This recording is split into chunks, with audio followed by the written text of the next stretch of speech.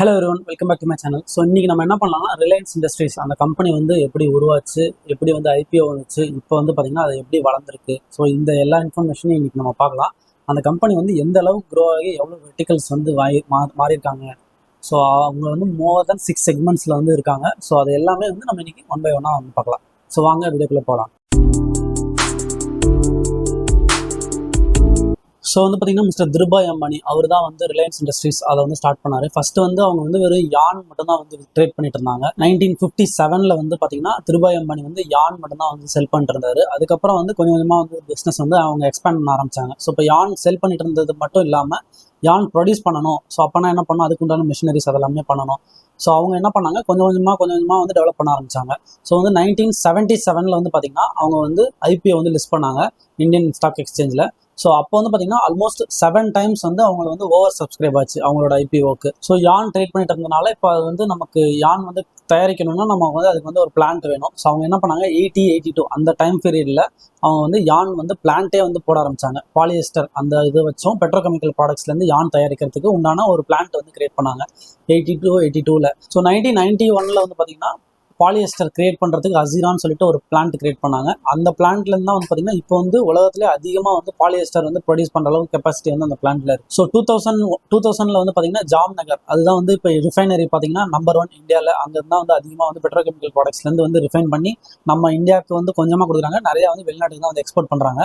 So அந்த refinery வந்து பார்த்தீங்கன்னா 36 மந்த்ஸ்லேயே வந்து அவங்க வந்து கிரியேட் பண்ணிட்டாங்க. 3 வருஷத்துக்குள்ளேயே வந்து அவங்க கிரியேட் பண்ணிட்டாங்க. ஸோ இந்தியாவுக்கு வந்து இப்போ எனர்ஜிங்கிறது வந்து நமக்கு வந்து நிறைய தேவைப்படுது. இப்போ நம்ம வந்து கேஸ் யூஸ் பண்ணுவோம், அப்படி இல்லைன்னா வந்து பார்த்தீங்கன்னா பெட்ரோல் நமக்கு வந்து தேவைப்படும். ஸோ இப்போ இதெல்லாம் வந்து மீட் பண்ணுறதுக்கு அவங்க வந்து கிருஷ்ணா கோதாவரி அந்த இடத்துல இருக்கிற டீப் அண்டர் வாட்டர் டிஸ்கவரியிலேருந்து கேஸ் வந்து ப்ரொடியூஸ் பண்ணுறதுக்கு அந்த மாதிரி பிளான்ட் வந்து அவங்க கிரியேட் பண்ண ஆரம்பிச்சாங்க 2002 அதுக்கப்புறம் வந்து பார்த்தீங்கன்னா ரிலையன்ஸ்லேருந்து வந்து டெலிகாம் வந்து உங்களுக்கு நீங்கள் வந்து கேள்விப்பட்டிருப்பீங்க, உங்களுக்கு ஞாபகம் இருந்திருக்கும். ஸோ வந்து ரிலையன்ஸ் அது வந்து பார்த்தீங்கன்னா 2002 தான் வந்து அவங்க ஸ்டார்ட் பண்ணாங்க.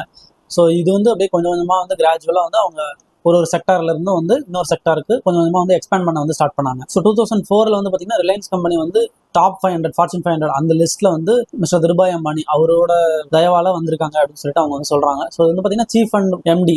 ஸோ அவங்க தான் வந்து திருபாய் அம்பானி அவர் தான் வந்து இருந்தாரு. ஸோ 2006 தான் வந்து ரீட்டைல் பிசினஸ்ல வந்து அவங்க வந்தாங்க. இப்போ அந்த ரீட்டைல் பிசினஸ் தான் வந்து பார்த்தீங்கன்னா இப்போ நல்லா பயங்கரமா வந்து எக்ஸ்பேண்ட் ஆயிருக்கு. ஸோ 2010 வந்து பார்த்தீங்கன்னா ரிலையன்ஸ் ஃபவுண்டேஷன் ஒன்று கிரியேட் பண்ணி அவங்களால முடிஞ்சது மக்களுக்கு செய்யணும்னு சொல்லிட்டு கொஞ்சம் கொஞ்சமாக வந்து அவங்க நீதா அம்பானி அவங்க வந்து ஸ்டார்ட் பண்ணாங்க. அதுக்கப்புறம் வந்து பார்த்தீங்கன்னா நமக்கு ஜியோ வந்து எல்லாருக்குமே ஞாபகம் இருக்குது. 2016 அவங்க வந்து ஜியோ வந்து ஸ்டார்ட் பண்ணாங்க. பார்த்தீங்கன்னா ஜியோக்கு முன் ஜியோக்கு பின்னுங்கிற மாதிரி நம்ம வந்து லைஃபே மாறிடுச்சு. ஸோ ஜியோ வந்ததுக்கப்புறம் ஸோ இன்டர்நெட்டில் வந்து பார்த்தீங்கன்னா 2017 வந்து இந்தியா 155th பிளேஸ்லேருந்து நம்பர் 1க்கு வந்து சீக்கிரமாகவே வந்துருச்சு. இப்போ இன்டர்நெட்டோட கன்சம்ஷன் வந்து ரூரல் வரைக்கும் வந்து ரீச் ஆயிருக்குன்னா அதுக்கு வந்து ஜியோ வந்து ஒரு பெரிய ரீசன். ஏன்னா அஃபோர்டபுளாக வந்து ஃபஸ்ட்டு எல்லாமே ஃப்ரீன்னு சொல்லிட்டு ஃபஸ்ட்டு 3 இயர்ஸ் கொடுத்தாங்க. அதுக்கப்புறம் வந்து இப்போது இருக்கிற எல்லாரையும் முடிச்சுட்டு இப்போ இவங்களும் வந்து ஏர்டெல் மட்டும் தான் இருக்காங்க. இதை தவிர்த்து வந்து பார்த்தீங்கன்னா இப்போ வோடஃபோன் ஐடியா கொஞ்சம் கஷ்டத்தில் இருக்குது.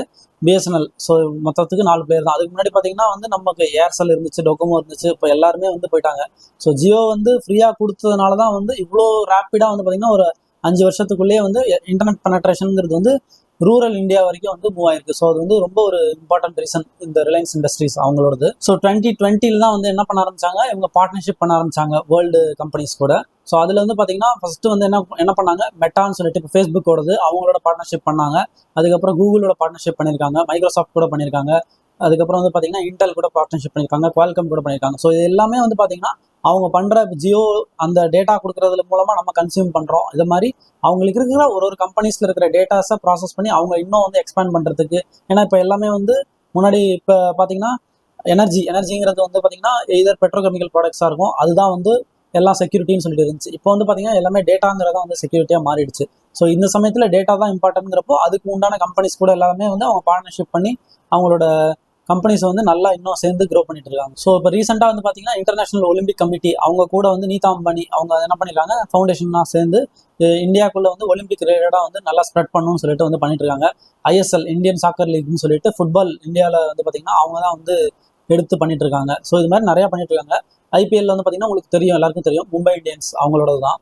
ஸோ இதெல்லாமே இருக்குது. ஸோ நம்ம இனிமேல் என்ன பண்ணலாம், ஸ்பெசிஃபிக்காக ரிலையன்ஸ் இண்டஸ்ட்ரீஸில் இருக்கிற 6 டிவிஷனை ஒன் பை ஒன்னா வந்து என்னென்ன கம்பெனிஸ் இருக்குன்னு சொல்லிட்டு நம்ம இந்த வீடியோவில் பார்க்கலாம். ரிலையன்ஸ் வந்து பார்த்தீங்கன்னா என்னென்ன செக்மெண்ட்ல இருக்காங்க நம்ம அந்த டீட்டெயில்ஸ் எல்லாமே இப்போ பார்க்கலாம். ஸோ அவங்க மொத்தமாக வந்து 6 செக்மெண்ட்ஸில் இருக்காங்க. ஃபர்ஸ்ட் செக்மெண்ட் வந்து பார்த்தீங்கன்னா ஆயில் டு கெமிக்கல்ஸ். ஸோ இந்த க்ரூட் ஆயில் வந்து வாங்கிட்டு அவங்க அதை ரிஃபைன் பண்ணி நம்ம இந்தியாவுக்கும் வச்சிருக்காங்க, வெளிநாடுகளுக்கும் விற்கிறாங்க. அதுலேருந்து அவங்களுக்கு வந்து பார்த்தீங்கன்னா 57% ஆஃப் த ரெவன்யூ வந்து அவங்களுக்கு வந்து இந்த ஆயில் அண்ட் கெமிக்கல்ஸ் அதுலேருந்து தான் வருது.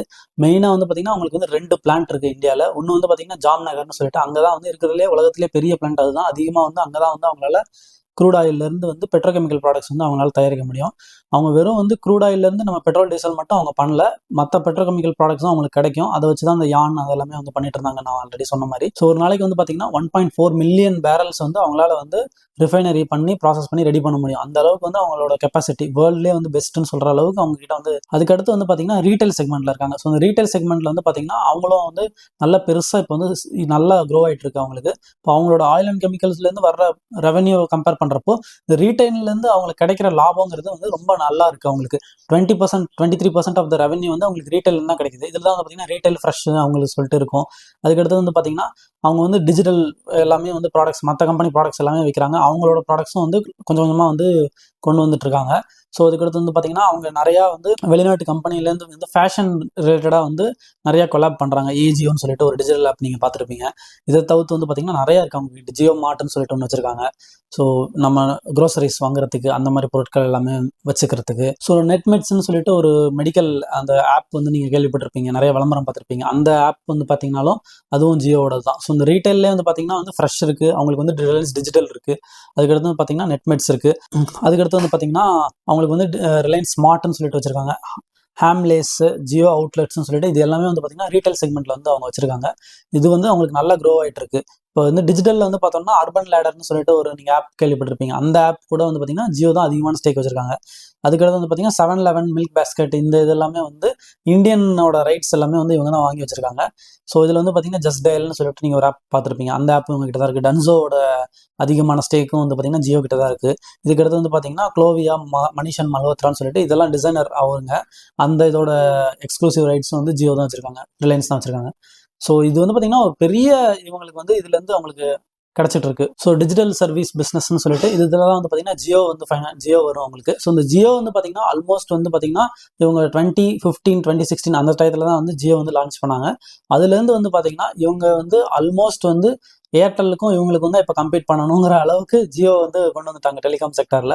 ஸோ டெலிகாம் மட்டும் இல்லாமல் இவங்க வந்து ஓடிடியும் அதில் வந்து பண்டில் பண்ணி கொடுக்குறதுனால இவங்களோட பார்ட்னர்ஷிப்பும் வந்து நல்லா க்ரோ ஆகிட்டு இருக்கு. நிறைய மக்கள் இப்போ வந்து ரீசார்ஜ் பண்ணுறது மினிமம் ரீசார்ஜ் பிளான்னு ஒன்று இருந்துச்சு. இப்போ எல்லாமே வந்து பார்த்தீங்கன்னா ஆல்மோஸ்ட் வந்து பர் யூசருக்கு வந்து எவ்வளோ அதிகமாக சம்பாதிக்க முடியும் அந்த மாதிரி ₹250 அந்த மாதிரி ₹300 அந்த மாதிரி வந்து கொண்டு வந்துட்டாங்க மினிமம் ரீசார்ஜ் பண்ணணும்னா அந்த மாதிரி சமயத்தில்.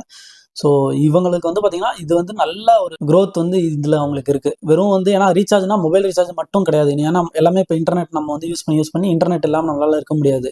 ஸோ இதில் வந்து பண்டில் பண்ணி அவங்க வந்து கொடுக்கறதுனால நிறைய வந்து இதில் அவங்க காம்ப்ரிஹென்சிவாக அவங்களால பண்ண முடியும். இதில் வந்து க்ரோத். ஸோ அடுத்து வந்து பார்த்தீங்கன்னா ஆயில் அண்ட் கேஸ் வந்து எக்ஸ்ப்ளோரேஷன் அண்டு ப்ராசஸிங்னு சொல்லிட்டு அந்த செக்மெண்ட்டில் வந்து பார்த்தீங்கன்னா கிருஷ்ணா, கோதாவரி அண்ட் மகாநதி அந்த கேஸ் அந்த பெல்ட்டில் வந்து பார்த்தீங்கன்னா ஃபுல்லாக வந்து எக்ஸ்ப்ளோரேஷனுக்கு வந்து இவங்க நிறையா கேஸ் அண்டர் வாட்டரில் போயிட்டு எடுக்கிறதுக்கு அதுக்கு எல்லாத்தையும் மிஷினரிஸ் வந்து நிறைய வச்சிருக்காங்க. புதுசாகவும் வந்து அவங்க கிரியேட் பண்ணிட்டு எக்ஸ்பேண்ட் பண்ணிட்டு இருக்காங்க. ஸோ அடுத்து வந்து பார்த்தீங்கன்னா மீடியா அண்ட் என்டர்டைன்மெண்ட், நியூ எனர்ஜின்னு 2 செக்டார் இருக்குது அவங்களுக்கு. ஸோ இந்த மீடியா அண்ட் என்டர்டைன்மெண்ட்டில் தான் வந்து பார்த்தீங்கன்னா சிஎன்பிசி அவங்களோட வந்து பார்ட்னர்ஷிப் பண்ணியிருக்காங்க. அதுக்கடுத்து வந்து பார்த்தீங்கன்னா HBO அவங்களோட டிஜிட்டலுக்கு வந்து பார்ட்னர்ஷிப் பண்ணியிருக்காங்க. இப்போ வந்து பார்த்தீங்கன்னா IPL ரைட்ஸ் இவங்க கிட்ட தான் இருக்குது. இப்போ ரிலையன்ஸ் டிஸ்னி அவங்களோடவும் பார்ட்னர்ஷிப் உங்களுக்கு தெரியும், நான் ஏற்கனவே சொன்ன மாதிரி. ஸோ இப்போ இவங்களோடது வந்து பார்த்தீங்கன்னா இந்தியாவிலே நம்பர் 1 இவங்க தான் வந்து என்டர்டைன்மெண்ட் அண்ட் ஓடிடி ஸ்பேஸில் வந்து இருப்பாங்க. நான் அதை வந்து ஆல்ரெடி நான் ஒரு வீடியோ எக்ஸ்பிளைன் பண்ணியிருக்கேன். அதை வந்து கார்ட்ஸில் கொடுக்குறேன், நீங்கள் செக் பண்ணி பாருங்கள் உங்களுக்கு இன்னும் இன்ஃபர்மேஷன்ஸ் தெரியணும் அப்படின்னு நினச்சிங்கன்னா.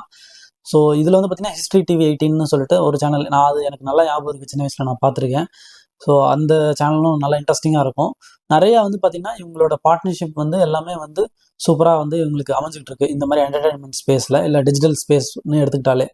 ஸோ இவங்க வந்து இந்த மாதிரி இவ்வளோ வைடாக வந்து அவங்க செக்டாரில் இருக்கிறனால நம்ம ஸ்பெசிஃபிக்காக வந்து இந்த பர்டிகுலர் இப்போ ரிலையன்ஸ் வந்து பார்த்தீங்கன்னா மீடியா அண்ட் என்டர்டைன்மெண்ட்டில் எவ்வளோன்னு சொல்லிட்டு தனியாக எப்போ லிஸ்ட் பண்ணுறாங்களோ அப்போ தான் வந்து நம்மளால் இதோட பொட்டன்ஷியல் வேல்யூ என்னன்னு சொல்லிட்டு நம்மளால தெரிய முடியும்.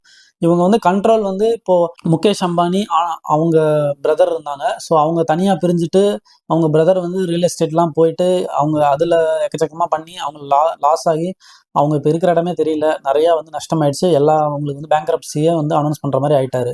ஸோ இப்போ இவர் வந்து இவங்களுக்கு 3 பசங்க இருக்காங்க. ஈஷா அம்பானி, ஆனந்த் அம்பானி, ஆகாஷ் அம்பானின்னு சொல்லிட்டு 3 பசங்க இருக்காங்க மிஸ்டர் முகேஷ் அம்பானிக்கு. ஸோ அவர் வந்து பார்த்தீங்கன்னா அவங்க பசங்களையும் வந்து போர்ட் ஆஃப் டைரக்டர்ஸாக வந்து கொஞ்சம் கொஞ்சமாக வந்து உள்ளே கொண்டு வர ஆரம்பிச்சிட்டாரு. ரீட்டைல் டிவிஷன் வந்து ஒருத்தங்களுக்கு இந்த மாதிரி பிரித்து கொடுக்குறது வந்து அவங்க இப்போலேருந்தே ஒருத்தர் வந்து ஒரு செக்மெண்ட் வந்து பாருங்கன்னு சொல்லிட்டு கொடுத்துட்ருக்காரு. ஆனால் வந்து முகேஷ் அவர் இருக்கிற வரைக்கும் அவர் தான் வந்து சீஃப் அண்ட் எம்டியாக இருக்க போகிறாரு. பட் இருந்தாலும் அவங்க ஃபேமிலி தான் வந்து பார்த்தீங்கன்னா அதிகமாக வந்து இதில் இருப்பாங்க. So almost 50% of the stake வந்து பார்த்தீங்கன்னா ரிலையன்ஸ் இண்டஸ்ட்ரீஸில் அவங்க ஃபேமிலி ஓன்டு தான் அவங்களுக்கு இருக்குது. ஸோ அதனால இது வந்து ஃபேமிலி ரன் பிஸ்னஸ் மாதிரி தான் இருக்கும். ஸோ இவங்க இதை பிரிக்கிறப்போ ஏற்கனவே இவங்க பிரதர்ஸ்குள்ளே நடந்த சண்டை மாதிரி இவங்களுக்கு ஆகிடக்கூடாதுன்ட்டு அவர் ரொம்ப பார்த்து பண்ணிட்டு இருக்காரு. ஸோ இது ஒன்ஸ் இவங்க மெர்ஜரை வந்து இதுலேருந்து டிமெர்ஜர் பண்ணாங்கன்னா தான் வந்து இதோட வேல்யூ அன்லாக்கிங் வந்து நமக்கு கிடைக்கும். இப்போதைக்கு எல்லாமே பண்டில் ஆகி ஒரே ரிலையன்ஸ் இண்டஸ்ட்ரீஸுங்கிற ஒரு கம்பெனிக்குள்ளேயே இருக்குது. ஸோ நம்ம வந்து பார்க்கலாம் இது வந்து எப்போ அவர் வந்து டிமெர்ஜ் பண்ணுறாருன்னு சொல்லிட்டு. ஸோ இதுதான் வந்து ரிலையன்ஸ் இண்டஸ்ட்ரீஸ் பொறுத்த வரைக்கும் நான் உங்களுக்கு சொல்லியிருக்கேன். உங்களுக்கு இதில் ஏதாவது டவுட்ஸ் இருக்குது, ஏதாவது இன்ட்ரெஸ்டிங்காக உங்களுக்கு தோணுச்சுன்னா அதை வந்து கமெண்ட் செக்ஷனில் மென்ஷன் பண்ணுங்கள். இன்னொரு நாள் நான் வந்து அதை வந்து இன்னும் டீட்டெயில்டாக இதை வந்து ஃபைனான்ஷியல் இன்ஃபர்மேஷன்ஸ்லாம் எக்ஸ்பிளைன் பண்ணி நான் ஒரு வீடியோ போடுவேன். ஸோ இந்த வீடியோ பிடிச்சிருக்கு, புதுசாக ஏதாவது கற்றுக்கிட்டீங்கன்னு உங்களுக்கு தோணுச்சுன்னா லைக் பண்ணுங்கள். யாருக்கு இந்த வீடியோ யூஸ் ஆகணும்னு உங்களுக்கு தோணுதோ அவங்களுக்கு வந்து இந்த வீடியோ ஷேர் பண்ணுங்கள். நான் அந்த மாதிரி பேசுகிறேன், உங்களுக்கு பிடிச்சிருக்கு, இந்த மாதிரி வீடியோஸ் கண்டினியூஸாக நீங்கள் பார்க்கணும்னு நினச்சிங்கன்னா சப்ஸ்கிரைப் பண்ணிவிட்டு பெல் ஐக்கானில் வந்து ஆளுங்கிறத எனேபிள் பண்ணிக்கோங்க. ஸோ நாளைக்கு நான் உங்களுக்கு இன்னொரு நல்ல வீடியோலேருந்து பார்க்குறேன். பாய்.